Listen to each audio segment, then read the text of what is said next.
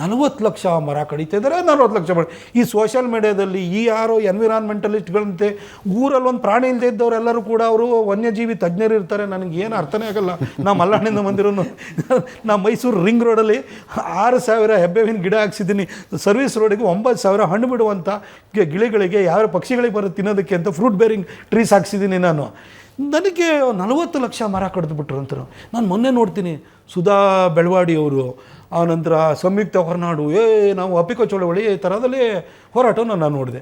ಅವ್ರಿಗೆ ಕನ್ವಿನ್ಸ್ ಮಾಡಿ, ಇಲ್ಲಿಂದ ನಿಮಗೆ ಎಂಟ್ರಿ ಎಕ್ಸಿಟ್ಗಳು ಎಲ್ಲಿ ಬರ್ತವೆ, ಟ್ರಾಫಿಕ್ ಎಲ್ಲಿ ಸ್ಪ್ಲಿಟ್ ಆಗುತ್ತೆ, ಭೂಮಿ ಎಷ್ಟು ಬೇಕಾಗುತ್ತೆ, ಅಲ್ಲಿಂದ ನೀವು ಹೆಬ್ಬಾಳ ಫ್ಲೈಓವರಿಂದ ಸಿಲ್ಕ್ ಬೋರ್ಡಿಗೆ ಹೋಗಬೇಕಾದ್ರೆ ನಿಮಗೆ ಟೋಟಲ್ ಲೆಂತು ಇವಾಗ 18 ಕಿಲೋಮೀಟರ್ಸ್ ಅಂತಲೇ ಹೇಳ್ತಿದ್ದಾರೆ. ಸುತ್ತಿ ಬರೋದ್ರಿಂದ ನಿಮಗೆ 2.5 ಗಂಟೆ ಟೈಮ್ ತೊಗೊಳುತ್ತೆ. ಫ್ಯೂಯಲ್ ಕನ್ಸಂಪ್ಷನ್ ಎಷ್ಟಾಗುತ್ತೆ ನಿಮಗೆ, ಇಂಜಿನ್ ರನ್ನಿಂಗಲ್ಲಿರಬೇಕು, AC ರನ್ನಿಂಗಲ್ಲಿರಬೇಕು, ಕಾಸ್ಟ್ ಎಷ್ಟಾಗುತ್ತೆ. ಶ್ರೀಮಂತರು ಕಾರಿಟ್ಟವರೆಲ್ಲ ಶ್ರೀಮಂತರಲ್ಲ. ಯಾಕೆ ಅಂತ ಹೇಳಿದರೆ ಇವತ್ತು ಪುವರ್ ಕ್ಲಾಸ್ ಅಂತ ಏನಿದೆ ಇದು ಈ ಕಳೆದ 25 ವರ್ಷಗಳಲ್ಲಿ ಅವರು ಲೋವರ್ ಮಿಡ್ಲ್ ಕ್ಲಾಸ್ ಆಗಿದ್ದಾರೆ. ಲೋವರ್ ಮಿಡ್ಲ್ ಕ್ಲಾಸ್ ಅವರು ಮಿಡ್ಲ್ ಕ್ಲಾಸ್ ಆಗಿದ್ದಾರೆ. ಮಿಡ್ಲ್ ಕ್ಲಾಸ್ ಅವರು ಅಪ್ಪರ್ ಮಿಡ್ಲ್ ಕ್ಲಾಸ್ ಆಗಿದ್ದಾರೆ. ಅಪ್ಪರ್ ಮಿಡ್ಲ್ ಕ್ಲಾಸ್ ಅವರು ಅಫ್ಲೂಯೆಂಟ್ ಕ್ಲಾಸ್ ಆಗಿದ್ದಾರೆ. ಅಫ್ಲೂಯೆಂಟ್ ಕ್ಲಾಸ್ ರಿಚ್ ಕ್ಲಾಸ್ ಆಗಿದೆ.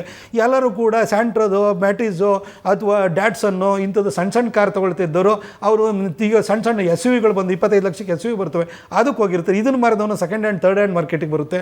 ಅವರು ಉಳಿದವ್ರು ಅದು ತೊಗೊಂಡಿರ್ತಾರೆ. 1.5 ಲಕ್ಷ ಕೊಟ್ಟು ಒಂದು ಮೋಟರ್ ಸೈಕಲ್ ತೊಗೊಳೋದ್ರ ಬದಲು 2.5 ಲಕ್ಷ 2 ಲಕ್ಷ ಕೊಟ್ಬಿಟ್ರೆ ನಮ್ಗೆ ಯಾವ್ದು ಮಾರುತಿ ಸೆಕೆಂಡ್ ಹ್ಯಾಂಡ್ ಕಾರ್ ಬರುತ್ತೆ. ಒಂದು ಕುಟುಂಬ, ಅವ್ನು ಮದುವೆ ಆಗಿರ್ತಾನೆ, ಹೆಂಡತಿ ಮಕ್ಕಳು ಆಗ್ತಾರೆ, ಒಂದು ಕುಟುಂಬಕ್ಕೆ ಹೋಗ್ಬೇಕಾದ್ರೆ ಅವ್ನು ಕಾರ್ ಇಟ್ಟರೆ ಇವರೆಲ್ಲ ಶ್ರೀಮಂತರಲ್ಲ. ಅವರಿಗೆಲ್ಲ ಯಾವ ರೀತಿ ಅನುಕೂಲ ಆಗುತ್ತೆ. ಟೋಲ್ ಕಲೆಕ್ಷನ್ ಒಳಗಡೆ ನಿಮ್ಗೆ ಏನಂತ 18 ಕಿಲೋಮೀಟರ್ ಒಳಗಡೆ ಒಂದು 2 ಲೇನ್ ಇರ್ತದೆ. 2 ಲೇನ್ ಹೋಗೋದ್ರಿಂದ ಏನು ಲಾಭ ಇದೆ, ಅದ್ರ ಜೊತೆಗೆ ಸೈಮಲ್ಟೇನಿಯಸ್ ಆಗಿ ಪ್ಲಾನ್ ಮಾಡಿ ಇದರಲ್ಲಿ ವಾಟರ್ ಕ್ಲಾಗಿಂಗ್ ಆಗುತ್ತೆ ಇದ್ರಲ್ಲಿ ಬೆಂಗಳೂರಿನಲ್ಲಿ. ಅದಕ್ಕೋಸ್ಕರ ಇನ್ನೊಂದು ಪ್ಯಾರಲಲ್ ಆಗಿ ಒಂದು ಲೈನನ್ನು ನೀವು ಆ ಟನೆಲ್ ಒಳಗಡೆ ಇನ್ನೊಂದು ಲೈನನ್ನು ಮಾಡ್ಬೋದಾ, ನೀರು ಬಂದಾಗ ನೀರನ್ನು ಅದು ಸಕ್ ಮಾಡಿ ಅದನ್ನು ಆಚೆ ಡಂಪ್ ಮಾಡೋದಕ್ಕೆ ಏನಾದರೂ ಪ್ಲಾನ್ ಮಾಡ್ಬೋದಾ. ಅದು ಬೇಸಿಕಲಿ ಪ್ಲಾನ್ ಡಿಸ್ಕಷನ್ ಆಗಬೇಕು. ಆನಂತರ ಲ್ಯಾಂಡ್ ಅಕ್ವಿಷನಿಗೆ ನಾವ್ಯಾವಾಗಲೂ ಬೆಂಗಳೂರು ಮೈಸೂರು ಹೈವೇನ ತೊಗೊಳ್ಳೋಣ ಅಥವಾ ಯಾವುದೇ ತೊಗೊಳ್ಳಿ, ಲ್ಯಾಂಡ್ ಅಕ್ವಿಷನಿಗೆ ಇಷ್ಟು ಕಾಸ್ಟ್ ಅಂತ ಇರ್ತದೆ, ಅದನ್ನು ಮಾತ್ರ ಸ್ಟೇಟ್ ಗೌರ್ಮೆಂಟ್ ಕೊಡಬೇಕು.